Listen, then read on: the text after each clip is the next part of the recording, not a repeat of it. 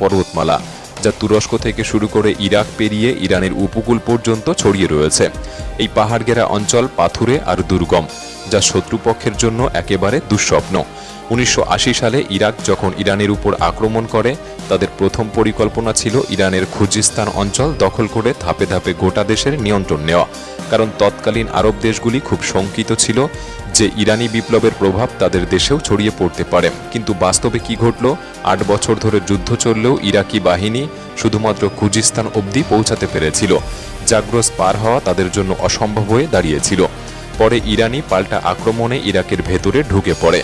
যদিও ইরানও একটি সমস্যার মুখে পড়েছিল, সব বড় শহর আর সরবরাহ কেন্দ্র জাগ্রসের অপর প্রান্তে থাকায় সেনাবাহিনীকে রসদ পৌঁছে দেওয়া হয়ে দাঁড়িয়েছিল এক বিশাল চ্যালেঞ্জ।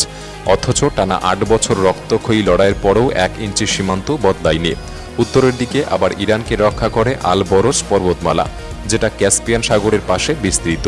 এখানেও পাহাড় যেমন প্রাকৃতিক প্রতিরক্ষা দেয়, তেমনি গোপনে লুকিয়ে আছে অনেক সম্পদ। ইউরেনিয়াম, সোনা, রূপো, দস্তা, বিশ্বের সবচেয়ে বড় দস্তার ভাণ্ডারও এখানে রয়েছে। কিন্তু সবকিছুকে ছাপিয়ে যায় ইরানের দক্ষিণের তেল ও গ্যাস ভাণ্ডার। পারস্য উপসাগরের পাশে থাকা এই খনিজ ভাণ্ডার 20 শতকে ইরানকে বিশ্বশক্তির খেলায় গুরুত্বপূর্ণ এক খেলোয়াড়ে পরিণত করেছিল। আজ ইরান একা বিশ্বজুড়ে 10% তেলের ও 15% প্রাকৃতিক গ্যাসের মালিক। আরেকটি গুরুত্বপূর্ণ কৌশলগত সুবিধা হল ইরানের 2500 কিলোমিটার দীর্ঘ উপকূল রেখা, যা দুটি সাগরের মধ্যে বিভক্ত। উত্তরে ক্যাসপিয়ান সাগর এবং দক্ষিণে পারস্য উপসাগর ও ওমান উপসাগর। ঠিক এখানে রয়েছে হরমুজ প্রণালী, বিশ্বের সবচেয়ে গুরুত্বপূর্ণ সামুদ্রিক চোক পয়েন্ট।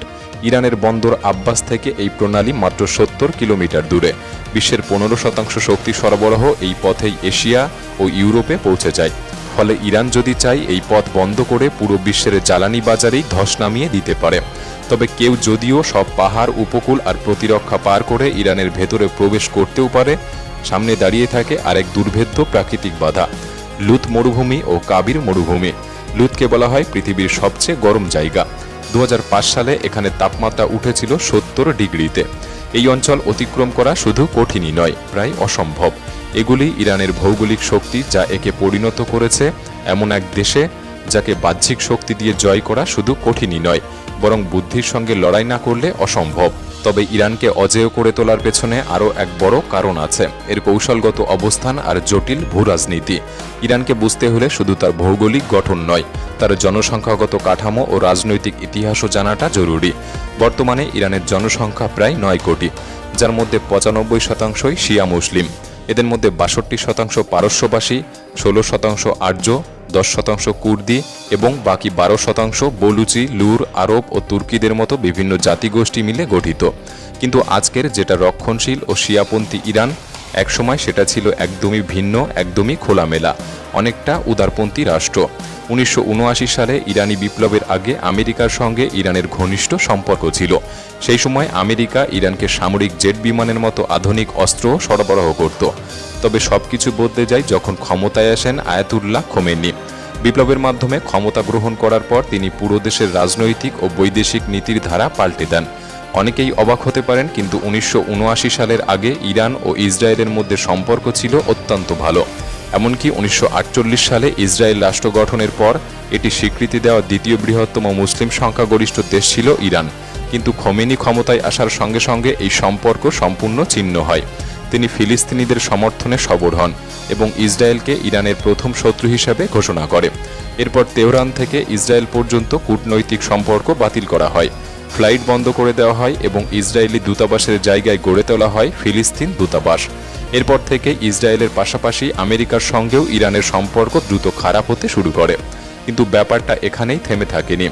ইরানি বিপ্লবের পর আশেপাশের সব আরব রাজ্যগুলি সতর্ক হয়ে ওঠে, কারণ তাদের সবচেয়ে বড় ভয় ছিল এই শিয়া মতবাদ যদি তাদের দেশেও ছড়িয়ে পড়ে তাহলে তাদের রাজতন্ত্র হুমকির মুখে পড়তে পারে। কারণ এই সমস্ত আরব দেশগুলির শাসন ব্যবস্থা ছিল রাজতান্ত্রিক, যেখানে বিপ্লব শব্দটাই ছিল আতঙ্কের। সুতরাং ইরানের রাজনৈতিক বিপ্লব শুধু দেশটির ভেতরের চেহারাই বদলে দেয়নি, এর প্রভাব ছড়িয়ে পড়েছিল গোটা মধ্যপ্রাচ্যে। আর সেই থেকেই শুরু হয় ইরান বনাম আরব ও পশ্চিমা বিশ্বের টানাপোড়েন, যা আজও চলমান। 1980 সালে ইরাকে সাদ্দাম হোসেনের ইরান আক্রমণের পেছনে ছিল একজোট হওয়া আরব দেশগুলির সক্রিয় সমর্থন। তখনই ইরান বুঝে যায় বাঁচতে হলে শুধু নিজ দেশে বিপ্লব করলেই চলবে না, বরং তাদের মতবাদ ও প্রভাব আশেপাশের দেশগুলিতেও ছড়িয়ে দিতে হবে। কারণ ইরান ও তার প্রধান শত্রু ইসরায়েলের মাঝখানে রয়েছে এইসব আরব দেশগুলি, যারা তাদের বিরোধী। এই পরিস্থিতিতে ইরান এক নতুন কৌশল নেয়, ইসরায়েল ও পশ্চিমা বিশ্বের বিরুদ্ধে অবস্থান নেওয়া বিভিন্ন গোষ্ঠীকে সমর্থন করা।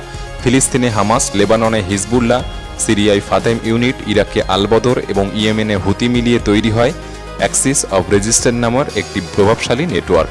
এই নেটওয়ার্কের মাধ্যমে ইরান সরাসরি না জড়িয়ে পরোক্ষভাবে ইসরায়েল ও আরব দেশগুলির উপর চাপ সৃষ্টি করে। যেমন গাজায় যুদ্ধ শুরু হলে লেবানন থেকে ইসরায়েলে রকেট হামলা, কিংবা ইয়েমেন থেকে রেড সিতে ইসরায়েলি ও আমেরিকান জাহাজে ড্রোন হামলা চালানো হয়।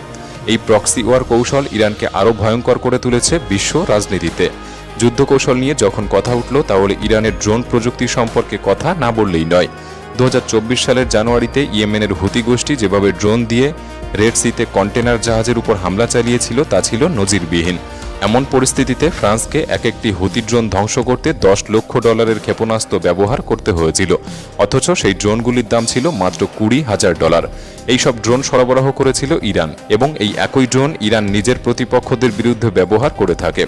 আমেরিকান সেন্ট্রাল কমান্ডের 2022 সালের রিপোর্ট অনুযায়ী ইরানের কাছে গোটা মধ্যপ্রাচ্যের মধ্যে সবচেয়ে বেশি এবং সবচেয়ে আধুনিক ব্যালিস্টিক মিসাইল রয়েছে। এইসব মিসাইল 2000 কিলোমিটার দূরের লক্ষ্যবস্তুতেও আঘাত হানতে সক্ষম। তাই যখন ইরানের ভূগোল, প্রক্সি স্ট্র্যাটেজি এবং ড্রোন প্রযুক্তিকে একসাথে দেখা হয়, তখন বোঝা যায় পশ্চিমা নিষেধাজ্ঞা আর ছোট অর্থনীতির বাইরেও ইরান এক ভয়ানক শক্তির দেশ।